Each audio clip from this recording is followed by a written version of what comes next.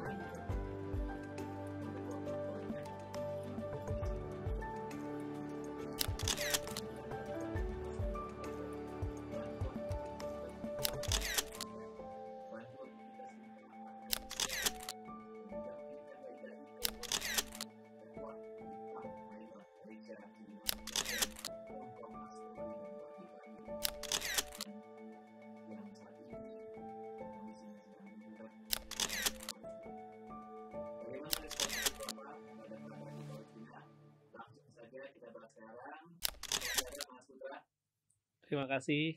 Wah, Mas Indra. Saya sebenarnya udah nyiapin tuh. Kalau mau ketemu Mas Indra, saya pengen sapa dengan "Hey, apa kabarmu di sana?" Iya. Terima kasih, Mas. Kali ini kita bicara soal respon manusia dari 2020. Sebenarnya sudah sejak tahun berapa atau berapa itu concern mengenai kebencanaan dan kemanusiaan.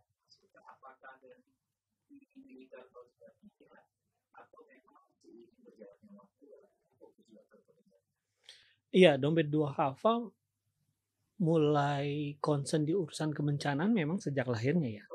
Kalau kita lihat dulu, salah satu momentum yang besar adalah gempa Liwa tahun 93 ya. Itu juga menjadi salah satu momentum ya, bagaimana Dompet Duafa memberikan bantuan kepada para penyintas gempa Liwa gitu ya di tahun 93. Kemudian setahu saya setelah itu, karena itu dulu saya masih SMA, Mas. Saya memperhatikan Dompet Duafa itu dari SMA. Jadi yang saya lihat juga ternyata Dompet Duafa tidak berhenti di situ gitu ya. Dompet Duafa terus ketika ada bencana yang mungkin kita di era 98, 99 itu ada bencana kemanusiaan besar di Ambon dan di Poso gitu ya. Di situ juga Dompet Duafa turun ya membantu para korban konflik sosial yang ada di sana gitu ya. Bahkan mungkin dulu pendirinya langsung Mas Eri Sudewo itu turun di sana. Kemudian juga konflik Aceh pada waktu itu masih daerah operasi militer, bahkan pendiri Dompet Duafa bertemu dengan Pak Abdullah Syafi'i gitu ya, yang Tengku Abdullah Syafi'i yang beliau memimpin gerakan Aceh Merdeka pada waktu itu. Cuman niatnya memang hanya murni membantu saja gitu ya, membantu korban. Sampai akhirnya interaksi pertama saya dengan Dompet Duafa itu waktu terjadi gempa dan tsunami di Aceh. Itu kalau kita lihat kan bencana di Indonesia berurut ya.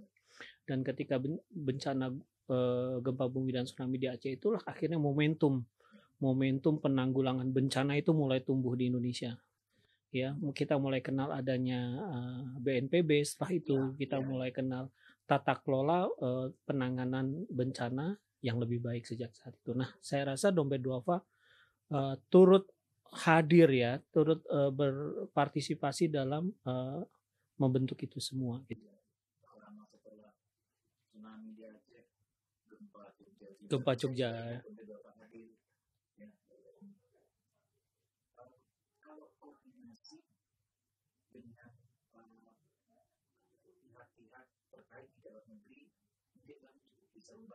Iya. Iya.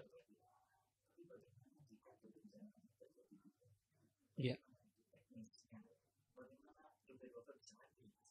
Iya, dari awal kita menyadari bahwasannya penanggulangan bencana itu tidak bisa dilakukan secara parsial, tidak boleh dilakukan sendirian, gitu ya. Jadi dimanapun terjadinya bencana, maka yang harus dilakukan oleh Dompet Duafa selain menyiapkan bantuan adalah berkoordinasi dengan otoritas setempat.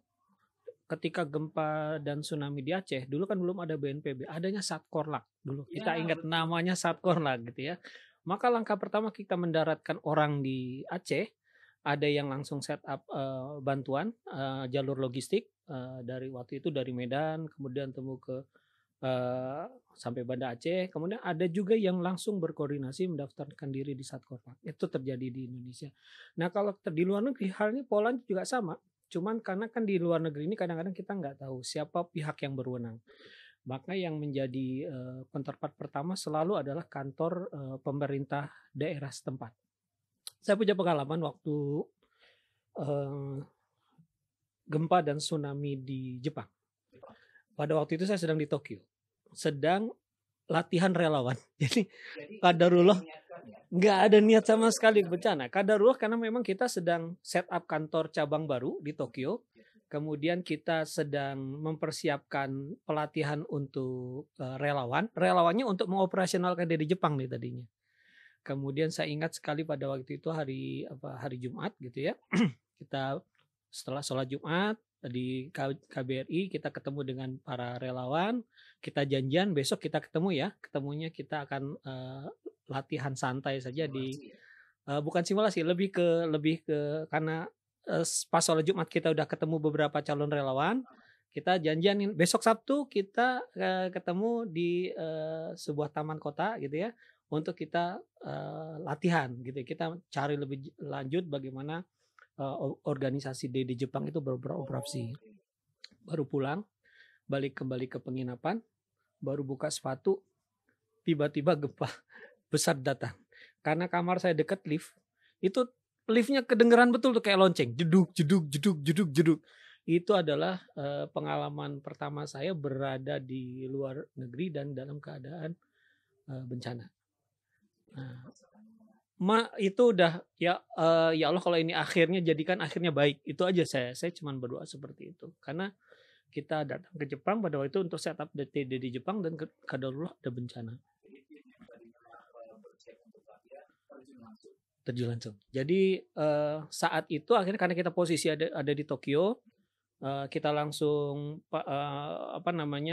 quick survei apa saja bencana di Tokyo tidak ada tidak ada korban jiwa, tidak ada kerusakan, tapi memang fasilitas umum yang lumpuh di Tokyo. Kemudian kita coba cari cek, ternyata pusat gempanya kan ada di Sendai ya di kawasan yang mungkin kalau pada waktu itu kita ke sana itu sehari semalam pakai kendaraan darat dan lagi musim dingin. Langkah prosedur yang kita lakukan pertama adalah mencoba mendaftarkan kehadiran kita di pemerintah setempat. Jadi yang kami lakukan pada waktu itu karena komunikasi waktu itu masih baru mengandalkan BBM ya, BlackBerry Messenger kita dulu masih pakai itu gitu ya. Kemudian apa yang bisa kita beli logistik, kita kontak teman-teman di Sendai, apa kira-kira kebutuhan di sana. Semua bingung, terutama orang Indonesia, karena mereka tidak dilatih untuk kalau terjadi apa-apa di Jepang mereka harus ngapain, itu mereka nggak terlatih. Mungkin kalau orang Jepang sudah terlatih ya, sudah sering ada latih. Warga kita yang di sana, karena Sendai itu kan kota pendidikan ya, jadi banyak anggota-anggota PPI Jepang yang Mas ini kita harus ngapain? Kita lakuin apa yang harus kita lakukan. Jadi pada waktu itu ketika kita berhasil kontak, kita minta mereka untuk berada di satu tempat, berkumpul di satu tempat agar kita mudah untuk proses apapun. Kalau misalnya nanti harus dievakuasi, mudah dievakuasi. Kalau nanti harus butuh bantuan logistik, mudah di dropping gitu. Jadi pada waktu itu kita kasih arahan teman-teman yang di toko lewat lewat mekanisme telepon, karena telepon masih bisa. Telepon masih bisa pada waktu itu. Yang penting berkumpul di satu tempat, jangan tercerai-berai, yang mengungsi bersama. Intinya seperti itu. Nah, pada waktu itu kita apapun barang yang bisa kita beli di Tokyo, sepanjang perjalanan dari Tokyo sampai ke Sendai kita penuhin lah mobil kita, karena Jepang punya ini yang cukup bagus ya, apa namanya, penanggulangan bencana yang cukup bagus. Jadi ketika terjadi bencana, itu nggak boleh ada rush. Artinya orang nggak boleh beli barang sebanyak-banyaknya. Jadi toko itu menjadi supermarket itu menjadi pusat distribusi logistik pemerintah. Itu hebatnya di sana. Jadi boleh ngambil barang yang dibutuhkan 5 item. Sisanya berikan bagi yang lain. Jadi mereka menjadikan gudang-gudang supermarket mereka, menjadikan semacam minimarket kita itu sebagai tempat orang untuk belanja kebutuhan tapi dibatasi. Dari situ kita penuhi semua tuh. Karena nggak bisa beli banyak, di toko ini mampir beli segini, toko ini mampir beli segini. Nah itu yang kita bawa ke Sendai, dan yang pertama kali kita koordinasikan dompet duafa atas nama masyarakat Indonesia pada waktu kita sebut Indonesian Aid. Setelah hadir di Jepang, meregistrasikan dirinya untuk ikut dalam penanggulangan bencana. Jadi itu yang dilakukan pertama. Betul. Oh luar biasa. Kalau di Jepang itu mereka dengan kehadiran masyarakat Indonesia dalam hal bantuan dari Indonesia, itu mereka luar biasa sekali ininya. Apa namanya? Yang nggak pernah dibayangkan akan ada orang entah dari mana datang gitu ya. Karena mungkin budaya di sana semua sudah settle. Kalau ada bencana itu tugasnya aparat untuk melakukan ini. Masyarakat tinggal menuruti perintah SOP-nya gitu ya. Tapi ini ada datang yang mereka juga pikir ini kok cepat sekali ada dari Indonesia ada datang gitu kan, dari mana gitu ya. Tapi disitulah kita melihat bahwasanya diplomasi kemanusiaan itu bekerja secara efektif. Gitu. Jadi memang harus lewat otoritas, Mas. Kalau tidak lewat otoritas, kita tidak melaporkan kehadiran kita lewat otoritas, maka bisa jadi kehadiran kita malah jadi masalah baru bagi di sana. Yang saya yakin banyak berada di benak para insan juga ya, bagaimana dompet duafa bisa sampai ke berbagai prosesnya itu apakah tetap menjadikan tim Mas Bud? Kalau seandainya mungkin jauh ya di ya. Apakah tetap dibayar di Jepang tadi? Iya, kalau pengiriman tim itu berdasarkan asesmen kebutuhan. Jadi memang kita akan melihat seperti apa tingkat kerusakan yang terjadi akibat bencana. Apabila dalam hasil asesmen itu terdapat kebutuhan untuk pengiriman tim tambahan, maka biasanya kita akan kirim tim seperti itu. Yang Turki juga ya, Turki sudah. Ya betul. Kurang lebih SOP-nya sama. Jadi kita lihat dulu kebutuhan di sana. Kalau tingkat kebutuhan di sana mengatakan kami kekurangan dokter. Ya kan, ini butuh korban-korban misalnya tertimbun oleh bangunan, butuh dokter-dokter bedah yang mungkin di sana kekurangan. Nah, itu biasanya ya kita hasil survei membutuhkan ya kita upayakan sebaik mungkin untuk mengirim gitu. Ya. Yang harus dibantu ini kita tahu bersama ya, Palestina. Bagaimana sejauh ini Baik, Palestina ini dompet duafa di sana sudah cukup lama ya. Artinya kalau kita dalam catatan saya keberangkatan pertama tim dompet duafa ke Gaza itu ada dari tahun 2003. Nanti bisa jadi saya salah ya, tapi itu yang saya ingat tuh 2003. 2003 itu ada rombongan pertama yang berangkat ke sana. Kami pun waktu itu saya ingat masih junior di dompet duafa, melihat senior-senior yang berangkat ke Gaza tuh, waduh, kapan nih giliran saya nih, pada waktu itu udah ngomong seperti itu. Jadi seingat saya tuh 2003 teman-teman sudah mulai berangkat ke sana. Kemudian berkat keberangkatan yang sejak tahun 2003 itu sudah terbentuk banyak sekali mitra ya Mas ya. Jadi sekarang dompet duafa tidak perlu harus mengirim orang ketika memang ada sesuatu terjadi di Gaza, karena jaringan kita sudah established ya di Gaza. Jadi kerjasama NGO to NGO gitu ya kita sudah bentuk, sudah kita jalin. Jadi ketika ada sesuatu yang eskalasi terjadi ya kita tinggal mengeskalasi juga hubungan kita dengan para mitra yang ada. Nah pasca tanggal 7 Oktober kemarin itu ya memang kita melihat eskalasinya sangat cepat dan kita juga sangat berduka ya per kemarin itu sudah 10.500 kalau saya tidak salah korban dari sisi warga Palestina dan 3.000 dari sisi Israel. Yang menariknya 10.000 korban yang di Gaza itu adalah 8.000-nya wanita dan anak-anak. Di Israel 3.000 tapi 2.000-nya tentara gitu ya. Di situ kan kita bisa lihat dari profil korban saja seharusnya kita bisa lihat apa yang terjadi sebenarnya sih di sana gitu ya. Jadi mudah-mudahan jaringan yang sudah dibentuk di Dompet Duafa di Gaza tetap bisa bekerja karena kita sudah mulai distribusi bantuan ya Mas Indra ya. Semoga ketika proses ini Pak yang sudah mulai bisa yang masuk tahu dari update. Kondisi di sana iya apalagi sekarang Israel sudah sudah melakukan invasi darat ya. Jadi sudah kondisi jalur Gaza sebenarnya sudah terbelah dua antara Gaza Utara dan Gaza Selatan gitu ya. Rumah sakit Indonesia di Gaza Utara itu relatif sudah tidak bisa mendapatkan suplai lagi. Para pengungsi sudah banyak mengarah ke Gaza Selatan.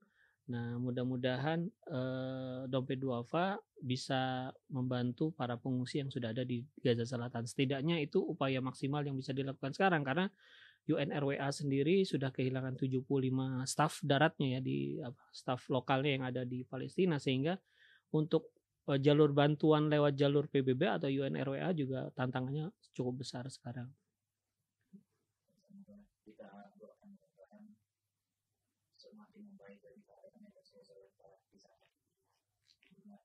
Amin. Kita terlepas dari apa yang terjadi di Palestina, program saat ini yang ke depan dari Dompet Duafa itu apa aja yang sudah mulai ke kebencanaan sama terus fokus ke pendidikan juga dan ke depannya.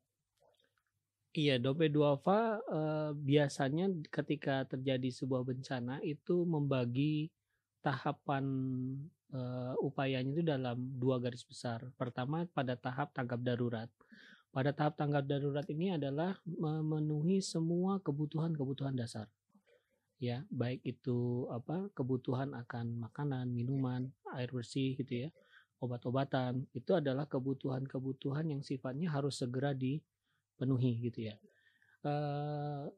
Dompet Duafa berupaya untuk menghadirkan bantuan-bantuan tersebut lewat berbagai cara. Cara yang kita tempuh mungkin kemarin baru saja hari Sabtu yang lalu berangkat bantuan bersama bantuan pemerintah Indonesia. Dompet Duafa bersama pemerintah Indonesia dan lembaga-lembaga non-profit lainnya memberangkatkan 3 pesawat. 3 pesawat dari Bandara Halim. 2 pesawat dari Bandara Halim dan 1 pesawat dari Bandara Cengkareng. Yang 3-tiganya mendarat di El Arish, Mesir. Itu yang kita bawa adalah bantuan makanan, obat-obatan, kemudian juga pakaian karena persiapan musim dingin Mas, selimut. Nah, itu juga sudah kita kirimkan gitu ya. Bantuan kemarin sudah sampai di El Arish dan sekarang secara bertahap masuk lewat gerbang Rafah. Nah, itu cara karena untuk memenuhi kebutuhan darurat tadi. Dompet Duafa juga saat ini sedang mengaktifasi dapur umum di Gaza Utara, cuman kita belum tahu nih kondisi terbaru baik seperti apa. Betul. Nah, di Gaza Utara di Jabalia kita kemarin sudah set up dapur umum yang kita berharap satu hari itu bisa melayani 500 porsi makanan ya untuk korban di sana. Sekali lagi kita masih terus evaluasi apakah targetnya kemarin 1 bulan. Kita lihat kita sedang menunggu kabar juga apakah masih bisa berjalan dengan baik. Itu untuk bantuan dari sisi tanggap darurat. Itu. Ya. Itu kejadian di hari kedua ya kalau saya nggak salah tanggal 8 itu memang ambulan Dompet Duafa yang dioperasikan oleh Rumah Sakit Kamal Adwan di Gaza Utara itu sedang digunakan untuk mengevakuasi. Itu juga terkena roket oleh Israel. Nah, drivernya harus kehilangan satu matanya karena serangan tersebut, dan pasien yang sedang dibawa harus diamputasi. Itu kondisi kenapa ya kita menyayangkan karena ini ambulan ya, harusnya tidak boleh jadi objek serangan. Di tahap-tahap darurat ini juga makanya kita berupaya untuk mensupport rumah sakit agar tetap bisa beroperasi.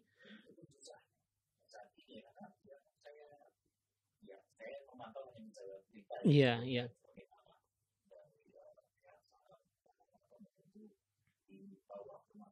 Indonesia, ya.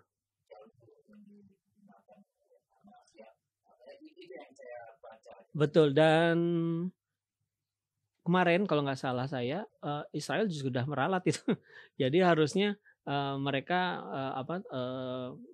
di salah satu keterangan pers yang saya baca di harian yang terbitan Israel ya, mereka juga sudah meralat itu, dan harusnya tidak lagi menjadi isu atau alasannya. Jadi memang ya begitulah kondisi yang ada terjadi di Palestina saat ini.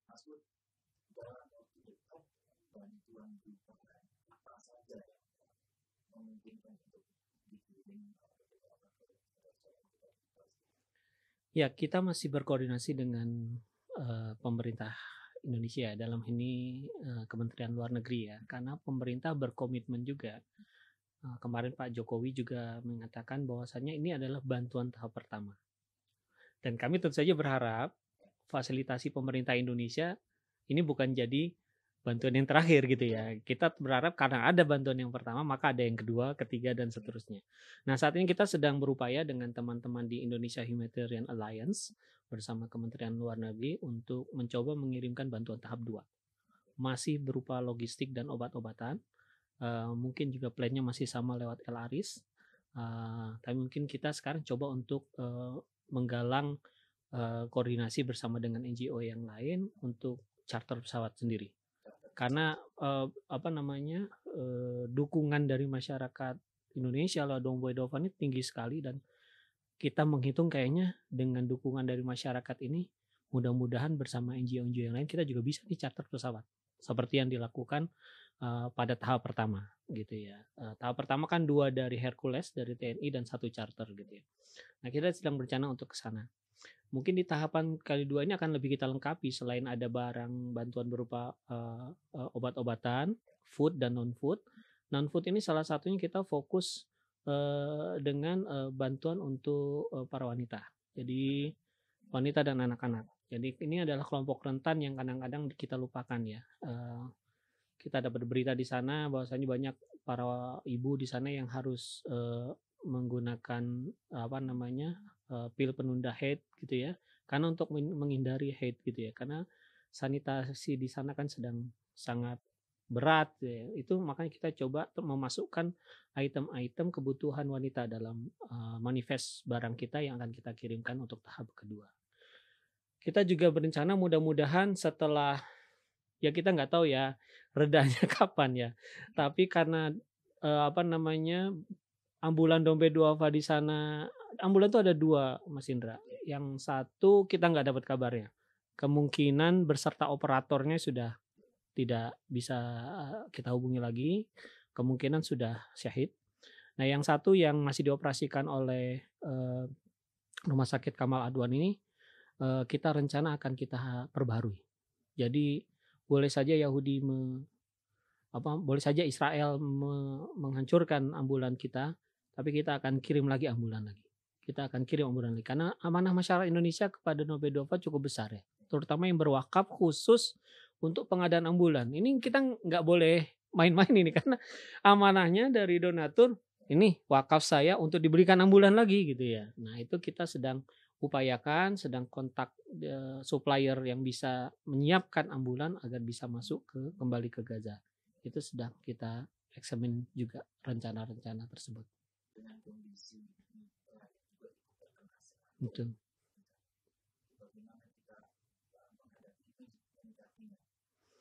Yang menguatkan kami sebenarnya walaupun mitra kita itu terkena serangan penuh dengan keterbatasan, tapi mereka tuh tidak pernah mengeluh, Mas.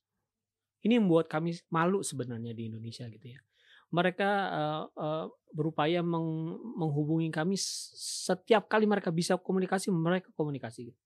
Itu yang kita lihat bahwasanya mitra kita ini, sahabat-sahabat perjuangan kita di Gaza, di Palestina khusus, pada umumnya, ini menyemangati kami gitu dan mereka walaupun penuh dengan keterbatasan mereka tetap apakah amanah donatur dari Indonesia, apa donatur dari masyarakat Indonesia, selama mereka bisa kerjakan, mereka akan kerjakan. Ini yang luar biasa. Terima kasih seberapa besar yang sudah berdonasi dalam masalah cinta tapi setelah berguna saudara-saudara kita sama dan kita dan tim ini komunikasi secara ini dengan keterbatasan komunikasi bagaimana? On and off Mas, jadi internet di situ masih hidup dan mati gitu ya. Kita luar biasa juga ya lihat operator telekomunikasi di Palestina ini luar biasa ya. Jadi mereka dengan segenap upayanya kalaupun mereka harus mati gitu, tapi mereka upayakan untuk tetap ada jam mereka nyala dan disitulah kita berkomunikasi. Tapi kita sama-sama tahu biasanya kalau sudah mati akan ada serangan besar. Karena itu prosedurnya gitu kayaknya. Jadi teman-teman kita di Gaza bilang ini kemungkinan komunikasi akan mati karena Israel sudah kirim message berupa pesan bahwasanya diminta untuk mengosongkan sebuah wilayah. Nah itu biasanya kalau udah seperti itu akan mati beberapa jam, kemudian nanti akan nyala lagi, mati dan nyala lagi, seperti itu Mas. Dari penjelasan Mas Huda tadi, semoga banyak hal yang bisa kita ambil dan sekali lagi kami ucapkan terima kasih. Sama-sama Mas Indra, terima kasih. Dan juga para mitra untuk apa di sana semua yang sudah berdonasi bahwa yang kita tadi dan sebelum kita tutup obrolan kali ini saya sekali lagi mengajak kita berkolaborasi dan kebaikan di beberapa desain podcastnya. Mari kuatkan solidaritas yang memberikan segala terbaiknya langsung ke rekening bawah ini. Scan QR code di layar melalui kanal digital www.doa.donasi/donasi/jaga kita. Saya sudah perjumpaan kita hari ini. Terima kasih sekali lagi Mas Huda. Terima kasih Mas Indra. Amin, amin. Terima kasih banyak. Terima kasih. Kami pamit. Assalamualaikum.